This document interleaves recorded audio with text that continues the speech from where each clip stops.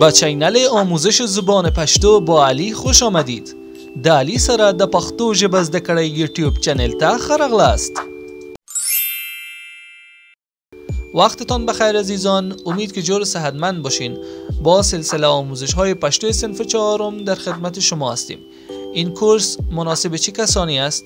مناسب شاگردان پښتو صنف چهارم و همه عزیزانی که میخواین پښتو را از سطح مقدماتی آغاز کنند.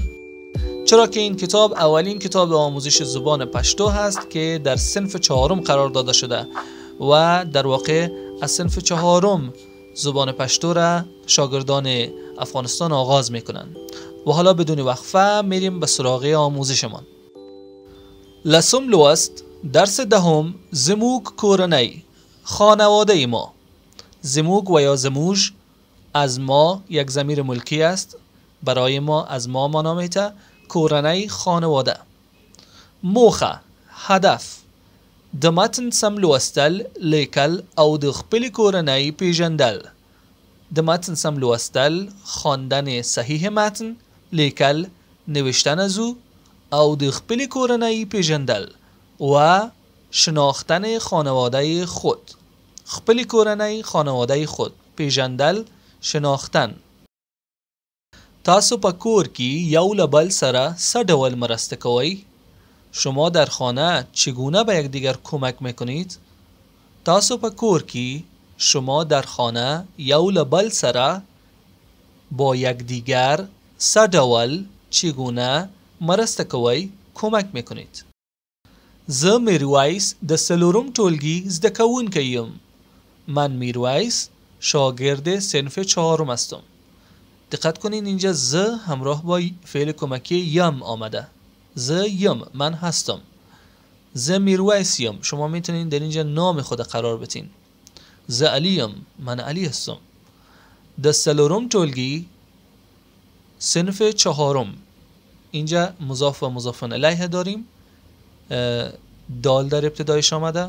زده کوونکی شاگرد. په کورنۍ کې لمور، پلار، یو ورور اتل او دو خویندو غوټۍ او زرمینې سره یو ځای ژوند کوم. در خانواده همراه مادر، پدر، یک برادر به نام اتل و دو خواهر به نام غوټۍ و زرمینه یک جای زندگی میکنم. در این عبارت دقت کنین حرف ل و حرف سره یک جای به معنای با هم، با و همراه معنا میده. برای مثال ما میگوییم لمور سره همراه مادر، لورور سره همراه برادر، لخون کی سره همراه معلم.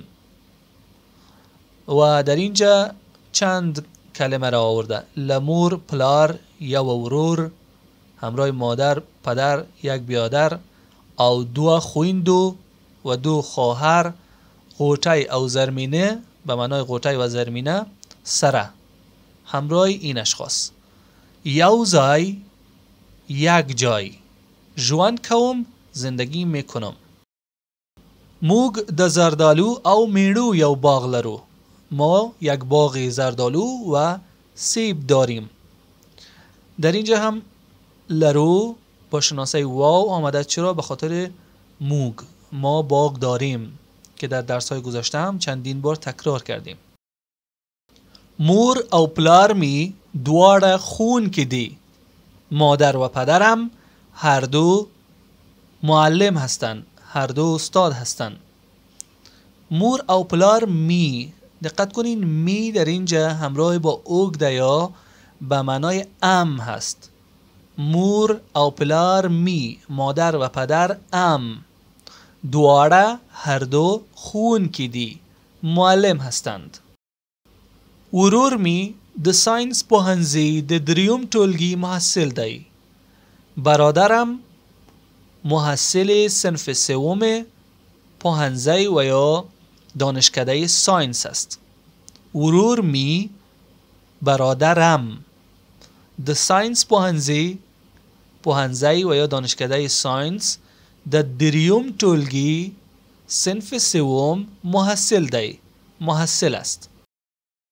خویندې می په اوم او پنځم ټولګیو کې زده کړې کوي. خواهرانم خویندې می خواهرانم. په اوم او پنځم ټولګیو به صنف‌های هفتم و پنجم زده کړې کوي. درس میخوانند، علم میآموزند. مور او پلار می چې له ښوونځي څخه کور ته راشي له ما او خویندو سره می په درسونو کې مرسته کوي. مادر و پدرم که از مکتب به سوی خانه بیایند همراه من و خواهرانم به درس‌ها کمک میکنند. مور او پلار می مادر و پدرم چې له ښوونځي که از مکتب څخه کور ته راشي به سوی خانه بیایند له ما او خویندو سره می همراه من و خواهرانم په درسونو در درس‌ها مرسته کوي، کمک میکنند. ټول په ګډه د کور او باغ کارونه ترسره کوو. همگی با همکاری هم کارهای خانه و باغ را انجام می دهیم. ټول په ګډه همگی با یکدیگر با همکاری په ګډه با یکدیگر با همکاری با اشتراک هم د کور او باغ کارونو کارهای باغ و خانه را ترسره کوو انجام می دهیم. ټول خوښ او خوشحال ژوند کوو. همگی خوش و خوشحال زندگی میکنیم. ټول همگی خوښ و یا خوښ به معنای خوش او خوشحاله ژوند کوو زندگی میکنیم. خوشحال هستم که تا این لحظه را همراه ما هستین. امیدوار هستم که از جریان درس ها استفاده ببرید. لطفاً اگر تا این لحظه ما را لایک نکردید لایک کنید و اگر تازه به کانال ما پیوستید کانال ما را سابسکرایب کنین و زنگوله را هم فشار بدین تا از درس های جدید عقب نمانید. و اما لغات جدید درس: ژوند کول، ژوند کول زندگی کردن. یوزای، یوزای یک جای. ټول، ټول همه.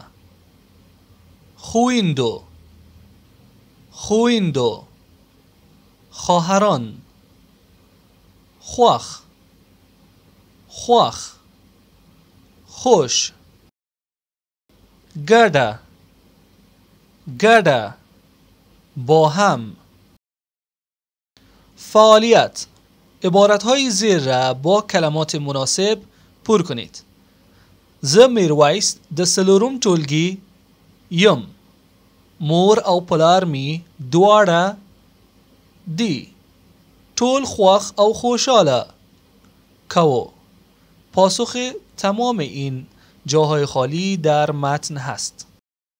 و اما برای کار خانگیتان لطفاً یک اطلاعات از خانواده خود بنویسین. نامتان چیست؟ چند برادر دارین؟ چند خواهر دارین؟ و همراه چه کسانی زندگی میکنین؟ و از متن استفاده کنین و کمک بگیرین. کمی شاید مشکل باشه اما از اشتباه کردن نترسید. اشتباه کنید، هیچ مشکل نداره. و متن را از طریق آیدی تلگرام برای من روان کنید. خب عزیزانم، این بود درس امروز ما. امیدوار هستم که این سلسله آموزش ها برایتان مفید واقع شود و بتانین استفاده کامل ببرین. اگر میخواین ما را حمایت کنین، لایک کنید، کامنت زیبا بگذارید و ما را به دوستانتان معرفي کنید. زه امید لرم چې دا ویډیو ستاسو لپاره ګټوره وه. که غواړئ له موږ سره مرسته وکړئ، مهرباني وکړئ لایک او سبسکرایب کول مه هیروئ او د پښتو ژبې مینه‌والو او خپلو ملګرو ته مو ورپېژنئ. تا ویدیوی آینده و درس بعدی شما را به الله پاک میسپارم. پا مخ دیخه د خدای پامان.